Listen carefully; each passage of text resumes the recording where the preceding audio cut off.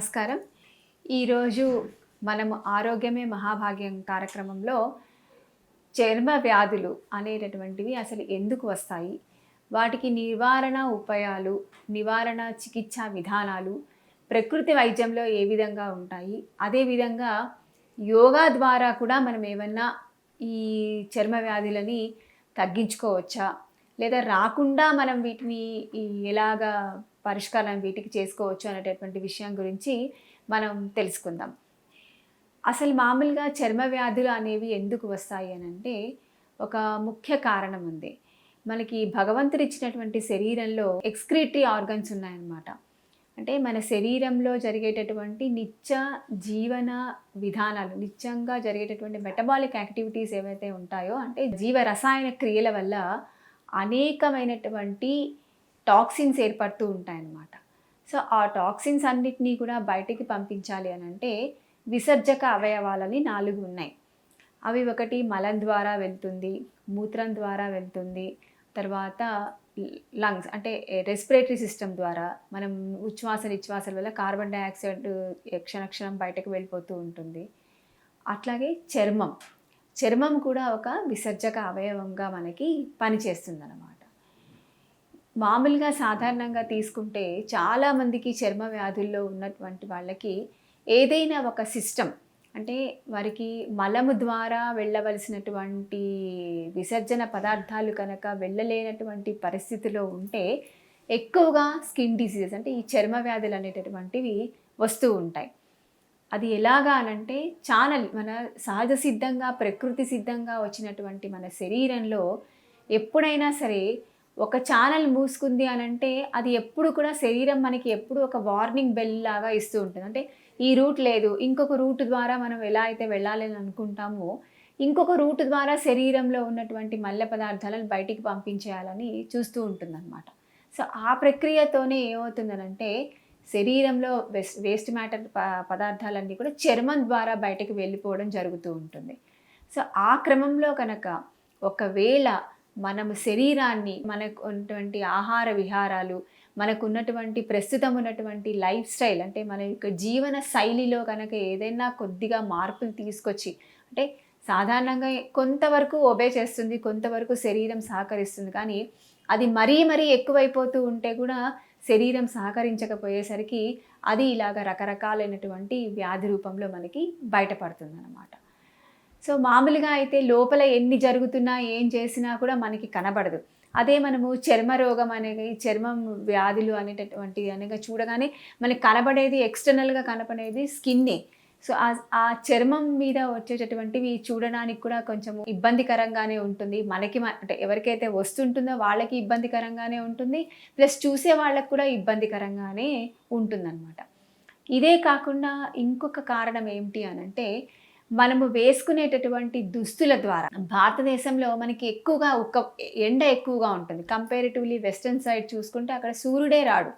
మనం ఏం చేస్తున్నాము అనంటే ఆ రకమైనటువంటి లైఫ్ స్టైల్కి అలవాటైపోయి ఎప్పుడు కూడా ఏసీలలో కూర్చొని ఎండకి అసలు మనం ఎక్స్పోజే కాకుండా, అంటే మనం ఎందుకు ఎండతో ఎక్స్పోజ్ కాకుండా అనంటే ఎంత శరీరానికి ఎంత చెమట పడుతుందో ఆ చెమట ద్వారా మల్లె పదార్థాలన్నీ బయటకి వెళ్ళిపోతూ ఉంటాయన్నమాట.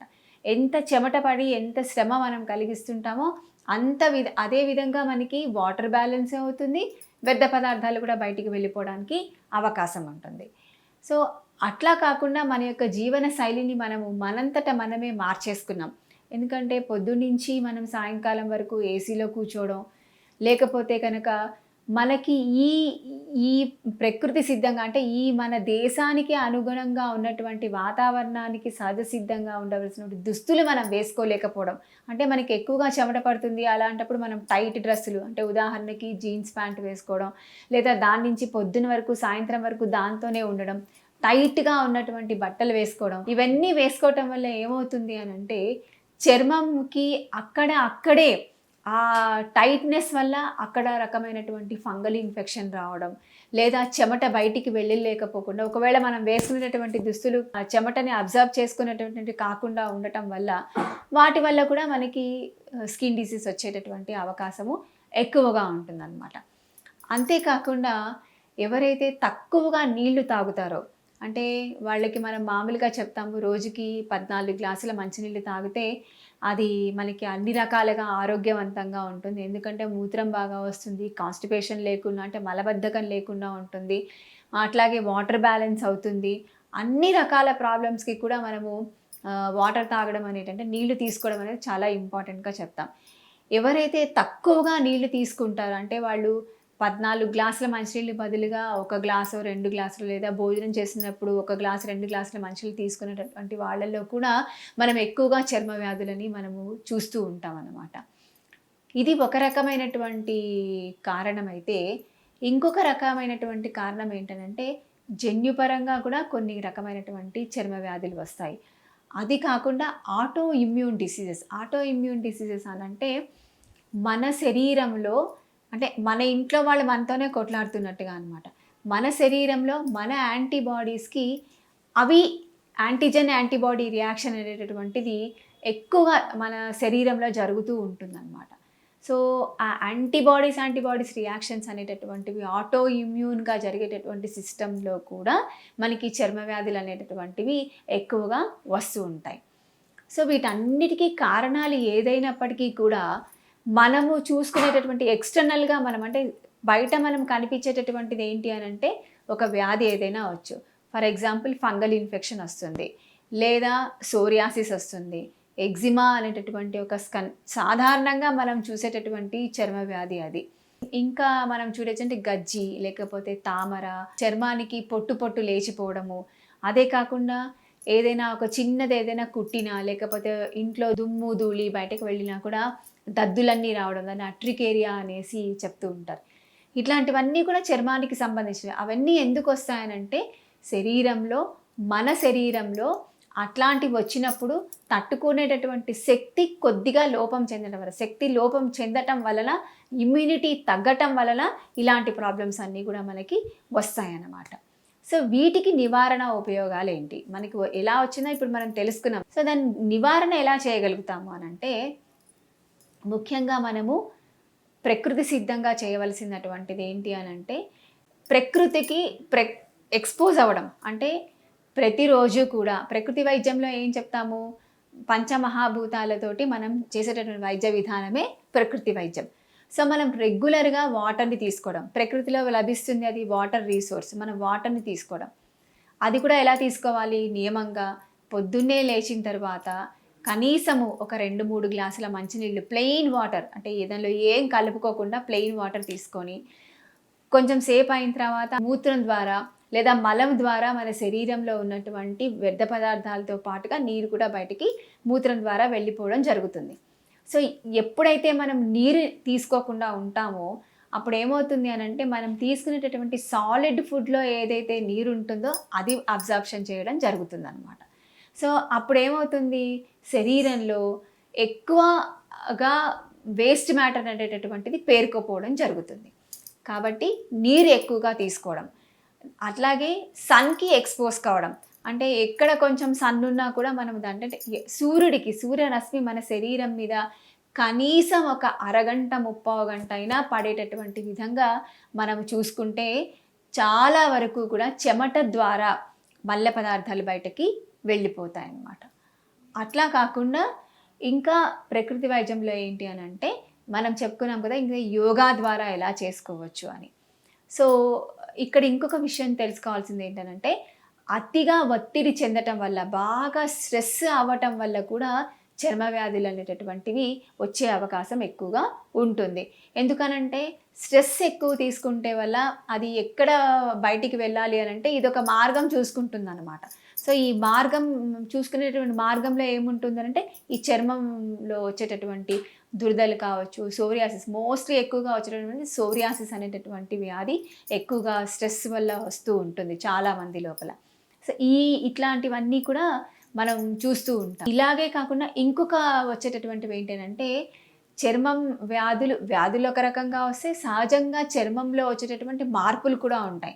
కొంతమందికి 45 ఏళ్ళు అయిపోయిన తర్వాత, 46 ఏళ్ళు అయిపోయిన తర్వాత వాళ్ళకి మచ్చలు అంటే మెలనైజేషన్ అయిపోతుంది. అక్కడక్కడ కూడా చర్మం పైన ఉన్నటువంటి మెలనిన్ పిగ్మెంటేషన్ కొంచెం ఎక్కువగా అయిపోవడం జరుగుతుంటుంది.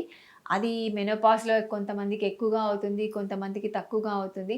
అవి కొన్ని వచ్చేటటువంటి మార్పులు సహజసిద్ధంగా వచ్చేటటువంటి మార్పులు కొన్ని వస్తూ ఉంటాయన్నమాట. వాటిని వాటి గురించి మనం వరి ఎక్కువైతే ఇంకొక రకమైనటువంటి వ్యాధి రూపంలోనికి అది మనకి వచ్చేటటువంటి అవకాశం ఉంటుంది. కాబట్టి ఈ చర్మంకి వచ్చేటటువంటి వ్యాధిని చేయాలంటే నీళ్ళు ఎక్కువగా తీసుకోవాలి, సూర్యరశ్మిని తీసుకోవాలి. అలాగే ఇక్కడ ఆహార విహారాలను కూడా మనము కొద్దిగా మార్పు చేసుకోవాలి. అవి ఎలాగా అనంటే మోస్ట్లీ ఆటో ఇమ్యూన్ డిసీజెస్ ఏవైతే ఉంటాయో అవి యానిమల్ ప్రోటీన్స్ ఎక్కువగా తీసుకోవటం వల్ల, అంటే యానిమల్ ప్రోటీన్స్ అనంటే జంతు సంబంధమైనటువంటి ఆహార పదార్థాలని మనం ఎక్కువగా తీసుకోవటం వలన అవి డైజెస్ట్ కాకపోవటం వల్ల వాటి నుంచి వచ్చేటటువంటి ఆ ప్రోటీన్‌లో ఉన్నటువంటి పదార్థం ఏదైతే ఉంటుందో అది కల్ప్రిట్‌గా మారుతుందనమాట మన చర్మ వ్యాధి రావడానికి. అంటే యానిమల్ ప్రోటీన్స్ అంటే పాలు కావచ్చు, గుడ్డు కావచ్చు, మాంసాహారము, ఇవన్నీ కూడా యానిమల్ ప్రోటీన్స్ కింద మనం చెప్తాం. ఫిష్ కూడా యానిమల్ ప్రోటీనే, ఎగ్ కూడా యానిమల్ ప్రోటీనే. సో ఎవరికైతే ఈ చర్మ వ్యాధులు ఉంటాయో వాళ్ళు ఈ ప్రాబ్లమ్స్ ఉన్నటువంటి వాళ్ళు ఎవరైతే ఫేస్ చేస్తుంటారో వాళ్ళు యానిమల్ ప్రోటీన్‌కి వాళ్ళు ఈ పదార్థాలను తీసుకోకుండా ఉండి, అట్లాగే పులుపు పదార్థాలు పుల్లగా ఉన్నటువంటివి, అంటే పచ్చి పులుపు ఉంటుంది కదా, అంటే ఉడకబెట్టినటువంటి పులుపు ఏదైతే ఉంటుందో నిమ్మకాయ, దాని తర్వాత పచ్చిగా ఉన్నటువంటి బత్తాయి పండ్లు, దాని తర్వాత చింతపండు, పచ్చి చింతపండు. ఉడకబెట్టే చింతపండు ప్రాబ్లం ఉండదు, ఎందుకంటే దానిలో ఉన్నటువంటి ఆ పదార్థం ఏదైతే ఉంటుందో అది ఉడికిపోయి అది బయటకు వెళ్ళిపోతుంది. సో కాబట్టి అది కాకుండా పచ్చిగా ఉన్నటువంటి పులుపు. ఇంకొకటి ఏంటంటే ప్రాసెస్డ్ ఫుడ్స్. ఎందుకు ప్రాసెస్డ్ ఫుడ్స్ అనంటే కొన్ని అధ్యయనాల్లో తేలింది ఏంటి అనేసనంటే, రీసెర్చ్ పేపర్స్‌లో రీసెర్చ్ వాళ్ళు ఏం చదివి చేశారు అనేసనంటే, ఈ ప్రాసెస్డ్ ఫుడ్స్ ఏవైతే ఉంటాయంటే చాలా రోజుల వరకు దాని మీద ఎక్స్‌పైరీ డేట్ డ్రింక్స్ ఉంటాయి. బేకరీ ఫుడ్స్ ఇలాంటివన్నీ ఏవైతే ఉంటాయో ఆ డ్రింక్స్ మీద, కూల్ డ్రింక్స్ మీద కూడా ఎక్స్‌పైరీ డేట్ ఇంతవరకు ఉంటుంది అని. అది ఏదైనా ఒక జ్యూస్ కానీ లేకపోతే ఏదైనా ఒకటి ఈరోజు చేస్తే దాని మీద అడిషన్స్, అంటే దానికి ప్రిజర్వేటివ్స్ కనుక యాడ్ చేయకపోతే అది రేపు పొద్దునకి పాడైపోతుంది. అది మనందరికీ తెలిసిన విషయమే. సో ఇవన్నీ ఏం చేస్తారు వీళ్ళు, 6 నెలల వరకు అది పాడు కాకుండా ఉండాలి, అది మంచిగా ఉండాలి, అది తినదగ్గట్టుగా ఉండాలి అనంటే అది దాని మీద కొన్ని రకాలైనటువంటి ప్రిజర్వేటివ్స్ యాడ్ చేస్తారు. ఆ ప్రిజర్వేటివ్స్ అనేటివి ఏంటి అనంటే మళ్ళీ కెమికల్సే. సో ఈ కెమికల్స్ మనం లోపలికి తీసుకోవటం వల్ల కూడా వీటి వల్ల కూడా ఆటో ఇమ్యూనిటీ అనేటటువంటిది మనకి డెవలప్ అవుతుందన్నమాట. సో ఎప్పుడైతే ఇది డెవలప్ అవుతుందో అప్పుడు మళ్ళీ అది ఇంకొక రూపంలో ఎలా వస్తుందంటే ఈ చర్మ వ్యాధి రూపం లోపల అది బయటకి వచ్చేటటువంటి అవకాశం ఉంటుంది. మనకి అదే కాకుండా బేకరీ చేసినటువంటి ఫుడ్స్, అంటే మైదా పిండితోటి కనుక చేసినటువంటి పదార్థాలు తీసుకున్నా కూడా చాలామందికి చర్మ వ్యాధులు వచ్చేటటువంటి అవకాశం ఉంటుంది. అంటే ఎందుకు ఇవన్నీ అనేసనంటే, ఏ పదార్థం అయితే తీసుకుంటే చాలా సేపటి వరకు డైజెషన్ కాదో, ఏ పదార్థం తీసుకుంటే అబ్జార్ప్షన్ అనేటటువంటి తక్కువగా ఉంటుందో, ఏ పదార్థం తీసుకుంటే మనకి అసలు దాని విసర్జనం అనేటటువంటి జరగకుండా ఉంటుందో ఆ పదార్థాలు తీసుకోవటం వల్ల వచ్చేటటువంటిది కూడా ఒక కారణం ఉంటుందన్నమాట. కాబట్టి చర్మ వ్యాధులు వాళ్ళు ఎవరికైతే ఉంటుందో వాళ్ళు ఈ పదార్థాలన్నీ ఒక 6 నెలల నుంచి 8 నెలల వరకు కనుక మానేసి, తర్వాత ఇప్పుడు ఇన్ని పదార్థాలు మనం చెప్పుకున్నాం కదా, ఇప్పుడు మనం ఫర్ ఎగ్జాంపుల్ పాలు తాగి చేసుకున్న తర్వాత పాల వల్ల మనకు అది రాలేదు అని అంటే they can go for the milk అనమాట. మిల్క్ ప్రోడక్ట్స్ని తీసుకోవడం జరుగుతుంది. అదే పులుపు తీసుకుంటాం, పులుపు కూడా మనం తిని 8 నెలలు అయిపోయిన తర్వాత ఇది మొత్తం వ్యాధంతా తగ్గిపోయిన తర్వాత అప్పుడు మళ్ళీ 8 నెలలు అయ్యాక మళ్ళీ ఒకసారి మనం పులుపు పదార్థాలను తీసుకోవడం జరిగితే దానివల్ల మనకి రాలేదు అనుకోండి, ఆటోమేటిక్గా మనకి పుల్లటి పదార్థం పడినట్టే. సో ఇంకా దీనికి నివారణ ఉపయోగాలు ఏంటి అని అంటే, ప్రకృతి చికిత్స లోపల నేను చెప్పినట్టుగా సన్కి ఎక్స్పోజ్ అవ్వడం, ఇది కాకుండా మట్టి ట్రీట్మెంట్ కూడా మనము చర్మ వ్యాధులకి ఇస్తాం. కాకపోతే ఏంటి అని అంటే ఓపెన్ వూండ్స్, ఒకవేళ రక్తం కారుతూ లేకపోతే చీము పట్టేసినటువంటివి ఏవైనా ఉన్నా కూడా, లేకపోతే ఓపెన్గా ఉన్నటువంటి ఏదైనా వూండ్ ఉంటే మాత్రము మట్టి ట్రీట్మెంట్ ఇవ్వడం జరగదు, అంటే ఇవ్వకూడదు వాళ్ళకి. అట్లా కాకుండా మామూలుగా చర్మ వ్యాధులు ఉంటాయి, అంటే ఇప్పుడు ఎగ్జిమా అట్లా ఉంటుంది, అది ఊజు లేకుండా ఉండి అలా కనుక ఉన్నా, లేకపోతే ఏదైనా ఫంగల్ ఇన్ఫెక్షన్ ఊజెస్ లేకుండా అట్లా ఉన్న వాళ్ళందరికీ కూడా మనము ఈ మట్టి ట్రీట్మెంట్ అనేటటువంటిది ఇస్తే కూడా బాగానే ఉంటుంది. అట్లాగే ఇంకొకటి ఏంటంటే అన్నిటికన్నా ప్రైమ్గా ప్రకృతి చికిత్సలో ఇచ్చేటటువంటి ట్రీట్మెంట్ ఏంటంటే ఎనిమా ఇస్తాం. ఎనిమా ఎలా ఇస్తాము అనేసనంటే ఏనల్ కెనాల్లో నుంచి వాటర్ ఎక్కించి మళ్ళీ కాన్స్టిపేషన్ ఎక్కువగా ఉంటే, నేను ఇంతకుముందు చెప్పాను కదా, మలబద్ధకం కనుక ఎక్కువగా ఉంటే ఈ చర్మ వ్యాధులు అనేటటువంటివి ఎక్కువగా వస్తూ ఉంటాయి. సో మలబద్ధకాన్ని ముందు తీసేయాలి అని అంటే ఎనిమా ఇవ్వడం అనేది చాలా ఇంపార్టెంట్. సో ఎనిమాని కూడా ఎలా ఇవ్వవచ్చు అంటే నీమ్ వాటర్ ఎనిమా ఇస్తాం. మామూలు ప్లెయిన్ ఎనిమా కాకుండా వేప ఆకుల నీళ్ళతోటి కనుక మనం ఎనిమా ఇవ్వడం జరిగితే తొందరగా చర్మ వ్యాధులు అనేటటువంటివి తగ్గుతాయన్నమాట. అంతేకాకుండా వేపాకులు వేసి స్నానం చేయించడం, దాని తర్వాత వెట్ షీట్ ప్యాక్ అని, అంటే మొత్తం అంతా మనము ఫుల్ వెట్ షీట్ ప్యాక్ అని ఒకటి ఇస్తాము. ఎవరికైతే స్వేద గ్రంథులు అంటే చర్మంలో నుంచి వచ్చి, అంటే చర్మ వ్యాధులు ఉన్న వాళ్ళకి ఈ స్వెట్ గ్లాండ్స్ ఎవరికైతే సరిగ్గా పనిచేయకుండా ఉంటాయో ఈ వెట్ షీట్ ప్యాక్ ఇవ్వటం వల్ల ఏమవుతుంది అని అంటే ఎక్కువగా చర్మంలో నుంచి ఎక్కువగా స్వెట్ బయటికి వచ్చేటటువంటి అవకాశం ఉంటుంది. దాని ద్వారా మల్లె పదార్థాలు బయటకు వెళ్ళిపోయి శరీరం కాంతివంతంగా అవుతుంది, ప్లస్ ఆ వ్యాధి కూడా తగ్గడం అనేటటువంటిది మొదలవుతుంది అన్నమాట. ఇంతే కాకుండా ఇంకా మనము ప్రకృతి వైద్యంలో ఇంకా ఏమి చేసుకోవచ్చు అని అంటే కలర్ థెరపీ అని ఒకటి ఉంటుంది, క్రోమోథెరపీ. ఆ క్రోమోథెరపీ కూడా అంటే సూర్యరశ్మికి పడుకోబెట్టి రకరకాలైనటువంటి కలర్స్ని ప్లేట్ ఉంటుందన్నమాట. ఆ సొలేరియం అని ఒక రకమైనటువంటి పరికరం ఉంటుంది. దాని లోపల పడుకోబెట్టి సూర్యరశ్మిని డైరెక్ట్గా వాటి మీద ప్రసరింపజేస్తే కూడా చాలా వరకు ఈ చర్మ వ్యాధులు అనేటటువంటి బాగా తగ్గుతున్నాయి కూడా అన్నమాట. సో ఇది కూడా కాకుండా ఇంకా మనము ఈ చర్మ వ్యాధులని తగ్గించుకోవడానికి, అంటే రాకుండా ప్లస్ వస్తే ఇంకా ఏం చేసుకోవచ్చు అని అంటే బాగా దురదలు ఉంటూ ఉంటాయి. సడన్గా ఏదైనా కుడుతుంది, దురద వస్తుంది, ఇమీడియట్గా ఏం చేయవచ్చు అని అంటే ఒక కోల్డ్ ప్యాక్, అంటే బట్టని నీళ్ళల్లో తడిపేసేసి ఆ ఏరియా మీద కనుక మీరు వేసుకుంటే ఇమ్మీడియట్గా ఒక 2 to 3 seconds లోపల ఆ మంట ప్లస్ అక్కడ ఉన్నటువంటి దురద, వచ్చినటువంటి ఉబ్బు అలాంటివి, అంటే ఏదైనా వస్తే కనుక దురదలు వచ్చి దాని మీద ఇట్లా బ్లబ్స్ లాగా వస్తే అది కూడా తగ్గే అవకాశం ఎక్కువగా ఉంటుందన్నమాట. సో రాగానే మనం భయపడకూడదు. ఫస్ట్ భయపడితే ఇంకా ఎక్కువ అవుతుంది రోగం. భయపడకుండా మనం ఇట్లాంటి ప్రక్రియలు కనుక చేసుకుంటే కూడా తొందరగా తగ్గుతుంది. ఇంకా ఏంటి అని అంటే చర్మ వ్యాధులు ఉన్నటువంటి వాళ్ళకి ఎక్కువగా స్ట్రెస్ ఎక్కువ ఉంటుంది. అట్లాంటి వాళ్ళు యోగాలో ఏం చేయవచ్చు అని అంటే బ్రీతింగ్ ఎక్సర్సైజ్ కనుక బాగా చేయాలి. బ్రీతింగ్ ఎక్సర్సైజ్ అంటే ఆల్టర్నేట్ నాస్ట్రిల్ బ్రీతింగ్ ఎక్సర్సైజ్, అంటే నాడీ శోధన ప్రాణాయామ చేయాలి.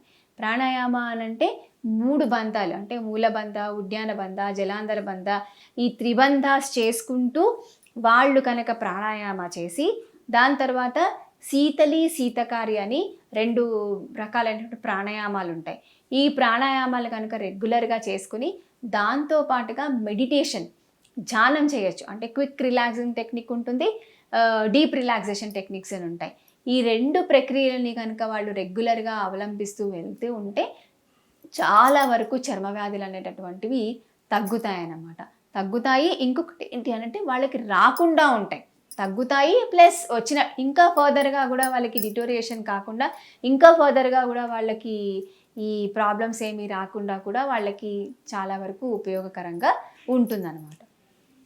అంతేకాకుండా ఆహారంలో ఇంకా ఏం చేసుకోవచ్చు అంటే తొందరగా తగ్గాలి, ఇంకా మేము తొందరగా చాలా సివియర్గా ఉన్నటువంటి డిసీజెస్ ఉంటాయి, అట్లాంటి వాళ్ళకి ఏం చేయొచ్చు అనేసనంటే ఫాస్టింగ్ థెరపీ కూడా మనము అడ్వైస్ చేయవచ్చు.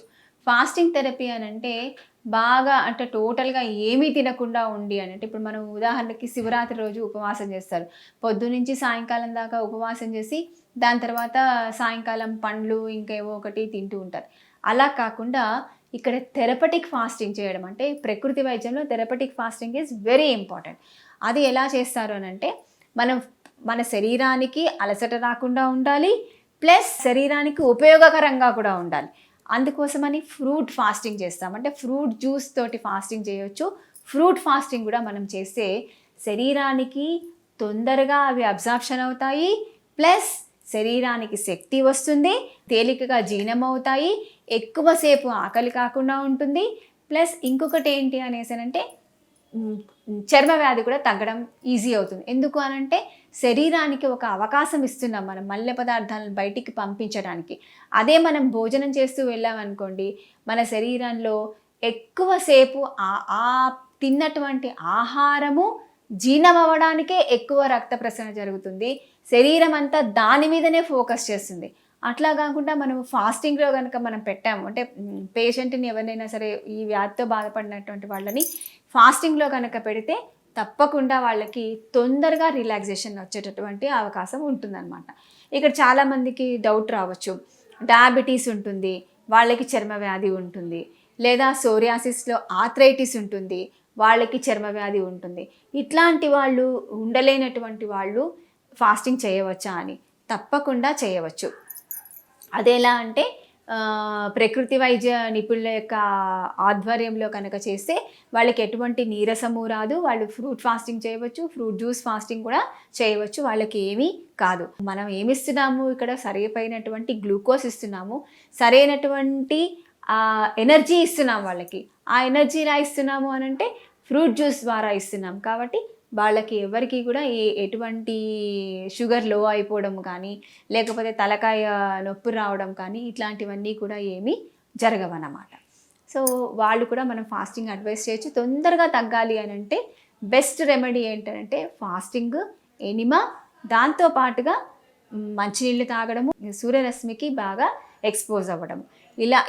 ఇవే కాకుండా ప్రాణాయామ చేసే అంటే యోగా ద్వారా మనం చేసేటటువంటివి సూర్య నమస్కారాలు, అంటే మనకి తొందరగా చెమట వచ్చేటటువంటివి అంటే సూర్య నమస్కారాలు, దాని తర్వాత ప్రాణాయామ అంటే నాడీ శోధన ప్రాణాయామ, శీతలి, శీతకారి, దీంతో పాటుగా ధ్యానము.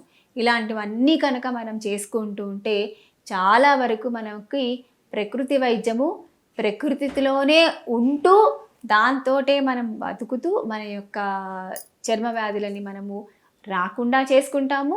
ప్లస్ ఒకవేళ వస్తే కూడా మనం వాటికి ఈ విధమైనటువంటి ఆహార నియమాలు, ఈ విధమైనటువంటి పద్ధతులను కనుక మనం పాటించుకుంటూ వెళ్తే చాలా మనకి ఎంతో ఉపయోగకరంగా ఉంటుందన్నమాట.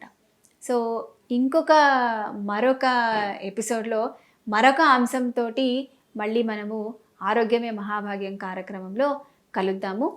అందరికీ నమస్కారం.